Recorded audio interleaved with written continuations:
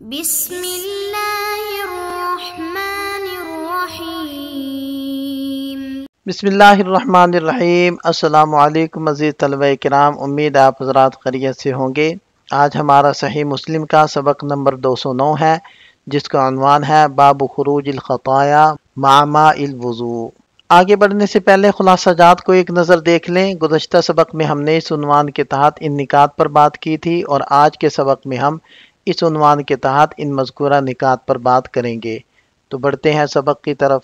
وبه قال حدثنا سويد بن سعيد عن مالك بن أنس قال وحدثنا أبو الطاهر واللفظ له قال أخبرنا عبد الله بن وهب عن مالك بن أنس عن سهيل بن أبي صالح عن أبيه عن أبي هريرة رضي الله عنه أن رسول الله صلى الله عليه وسلم قال إذا توضأ العبد المسلم أو المؤمن فغسل وجهه خرج من وجهه كل خطيئة نظر إليها بعينيه مع الماء أو مع آخر قطر الماء، فإذا غسل يديه خرج من يديه كل خطيئة كان بطشتها يداه مع الماء أو مع آخر قطر الماء، فإذا غسل رجليه خرجت كل خطيئة مشتها رجلاه مع الماء أو مع آخر قطر الماء حتى يخرج نقيا من الذنوب۔ حضرت ابو ہریرہ رضی اللہ عنہ سے روایت ہے کہ نبی پاک صلی اللہ علیہ وسلم نے ارشاد فرمایا، جب کوئی مسلمان بندہ یا مومن بندہ وضو کرتا ہے، جب وہ چہرے کو دھوتا ہے تو اس کے چہرے کے تمام گناہ جھڑ جاتے ہیں، پانی کے ساتھ جو اس نے آنکھوں سے کیے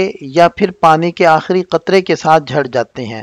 جب وہ اپنے دونوں ہاتھوں کو دھوتا ہے تو اس کے وہ گناہ جو اس نے ہاتھوں سے پکڑ کر کیے جھڑ جاتے ہیں، پانی کے ساتھ یا پانی کے آخری قطرے کے ساتھ۔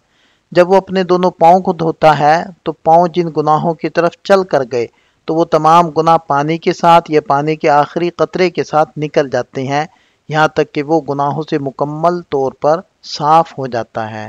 حدیث کے اندر یہ جو فرمایا گیا کہ اذا توضأ العبد المسلم او المؤمن، یہ راوی کو شک ہوا ہے کہ آپ علیہ السلام نے لفظ مسلم فرمایا یا مومن۔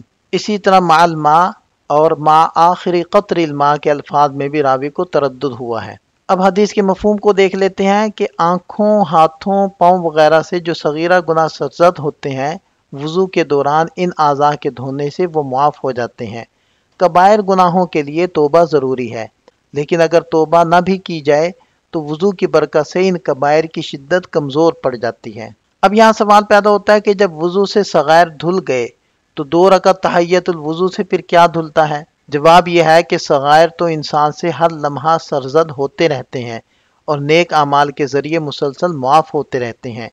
تحیت الوضو جیسی عبادات سے مزید درجات کی بلندی حاصل ہوتی ہے، انسان کی روحانی صفائی اور قرب الہی میں اضافہ ہوتا ہے۔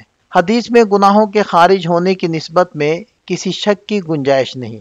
یہ گناہ جسمانی صورت میں ہو کر نکلتے ہیں، جیسے کہ حدیث کے الفاظ سے ظاہر ہوتا ہے۔ قاضی اعظم رحمہ اللہ فرماتے ہیں کہ خروج کا لفظ مجازن استعمال ہوا ہے، اس سے مراد ہے گناہ معاف ہو جاتے ہیں، یعنی مغفرت حاصل ہو جاتی ہے۔ اردو میں بھی ایسے مجازی استعمالات عام ہیں، جیسے کہا جاتا ہے میں تمہیں ایسی سزا دوں گا کہ تمہاری شیخی تمہاری ناک سے نکل جائے گی۔ یہاں ناک سے نکلنا ایک مجاز ہے، جس کا مطلب ہے ذلت اور شرمندگی۔ اور حدیث کے آخر میں نقیًا جو فرمایا گیا ہے، اس کا مطلب ہے صاف ستھرا، پاکیزہ اور گناہوں سے پاک۔ اس اسناد کے رجال 7 ہیں۔ پہلے ہیں سوید بن سعید بن سہل الحروی ثم الحدثانی، دوسرے ہیں ابو الطاہر احمد بن عمرو بن سرح المصری، تیسرے ہیں عبداللہ بن وہب ابو محمد المصری، چوتھے ہیں مالک بن انس امام دار الہجرہ، پانچویں ہیں سہیل بن ابی صالح المدنی، چھٹے ہیں ان کے والد گرامی ابو صالح ذکوان السمان، اور ساتویں ہیں حضرت ابو ہریرہ رضی اللہ عنہ۔ یہاں اس اسناد کے لطائف کو ذکر کیا جا رہا ہے۔ پہلا نقطہ یہ ہے کہ یہ امام مسلم رحمۃ اللہ علیہ کی خماسیات میں سے ہے پہلی سند کے اعتبار سے، اور سداسیات میں سے ہے دوسری سند کے اعتبار سے۔ لیکن یہاں ایک اشکال پیدا ہوتا ہے کہ امام مسلم رحمۃ اللہ علیہ کے لیے اولا یہ تھا کہ وہ سوید والی روایت کو مؤخر کریں، کیونکہ اس میں کلام ہے۔ پھر امام مسلم رحمۃ اللہ علیہ نے اس سند کو مقدم کیوں کیا؟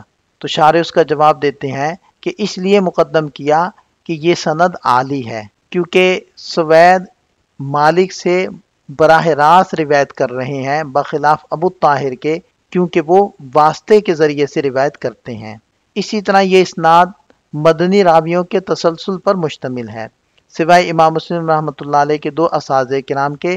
پہلے استاد صاحب حروی ہیں، پھر حدثانی۔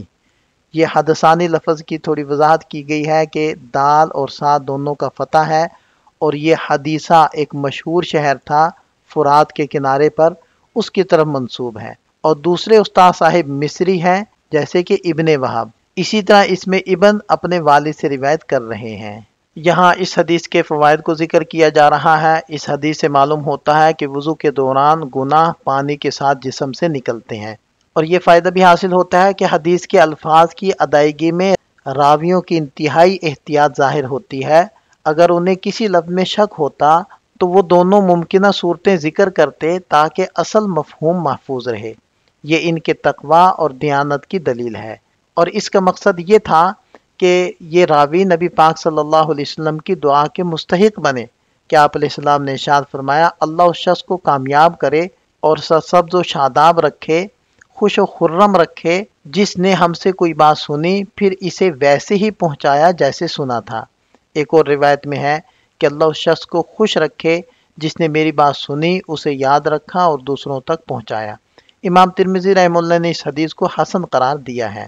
یہ فائدہ بھی حاصل ہوتا ہے کہ وضو میں پاؤں دھونا واجب ہے، مسح نہیں، اور اس میں روافض کے قول کی تردید ہے، کیونکہ ان کے نزدیک وضو میں صرف مسح ضروری ہے۔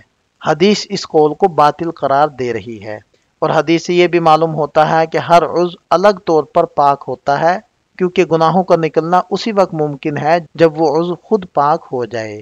چھٹا فائدہ، حدیث کے الفاظ کہ اس کے چہرے سے گناہ نکل گئے، اس کے ہاتھوں سے گناہ نکل گئے، اس کے پاؤں سے وہ تمام گناہ نکل گئے جن کی طرف وہ چلے تھے، ان سے ظاہر ہوتا ہے کہ گناہوں کی معافی صرف ان اعضاء تک محدود ہے جو وضو میں دھوئے جاتے ہیں۔ بعض علماء نے اسی رائے کو اختیار کیا ہے، لیکن حدیث کے آخر میں یہ الفاظ ہیں کہ یہاں تک کہ وہ گناہوں سے پاک ہو کر نکلتا ہے، یہ اس بات کی دلیل ہے کہ تمام اعضاء کے گناہ معاف ہو جاتے ہیں، یعنی وضو کا اثر عمومی ہے۔ پہلے قول کی تائید حضرت عمر بن عبسہ رضی اللہ عنہ کی طویل حدیث سے ہوتی ہے جو امام مسلم رحمۃ اللہ علیہ نے کتاب الصلاح کے اندر ذکر کی ہے۔ اس حدیث میں ہے کہ میں نے عرض کیا، اے اللہ کے نبی، وضو کے بارے میں مجھے بتائیے، تو آپ علیہ السلام نے فرمایا، تم میں سے جو شخص وضو کے لیے پانی قریب کرے، پھر کلی کرے، ناک میں پانی ڈالے اور نکالے تو اس کے چہرے اور ناک کی خطائیں نکل جاتی ہیں۔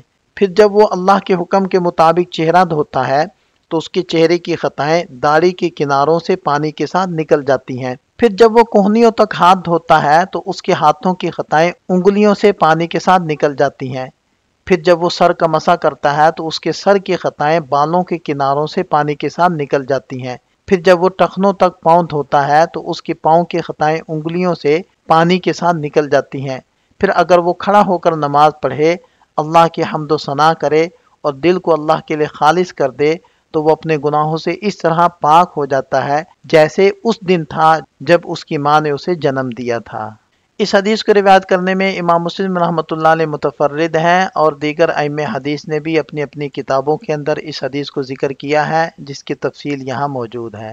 وبه قال حدثنا محمد بن معمر بن ربيعي القيسي قال حدثنا ابو هشام المخزومي عن عبد الواحد وهو ابن زياد قال حدثنا عثمان بن حكيم قال حدثنا محمد بن المنكدر عن حمران عن عثمان بن عفان رضي الله عنه قال قال رسول الله صلى الله عليه وسلم من توضأ فأحسن الوضوء خرجت خطاياه من جسده حتى تخرج من تحت أظفاره۔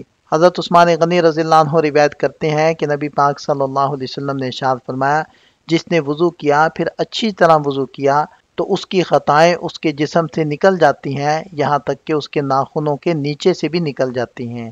اس اسناد کے رجال 7 ہیں۔ پہلے ہیں محمد بن معمر بن ربعی القیسی صدوق، دوسرے ہیں ابو ہشام المخزومی جن کا نام ہے المغیرہ بن سلمہ المخزومی ثقۃ ثبت، تیسرے ہیں عبد الواحد بن زیاد العبدی ثقۃ، چوتھے ہیں عثمان بن حکیم بن عباد بن حنیف ثقۃ، پانچویں ہیں محمد بن المنقدر بن عبداللہ بن حدیر ثقۃ فاضل، چھٹے ہیں حمران بن ابان حضرت عثمان غنی رضی اللہ عنہ کے آزاد کردہ غلام ثقۃ، اور ساتویں ہیں حضرت عثمان بن عفان بن ابی العاص بن امیہ بن عبد شمس الاموی رضی اللہ عنہما خلیفہ راشد ہیں، 35 ہجری ذوالحجہ میں شہید ہوئے۔ ان کی مدت خلافت 12 سال تھی۔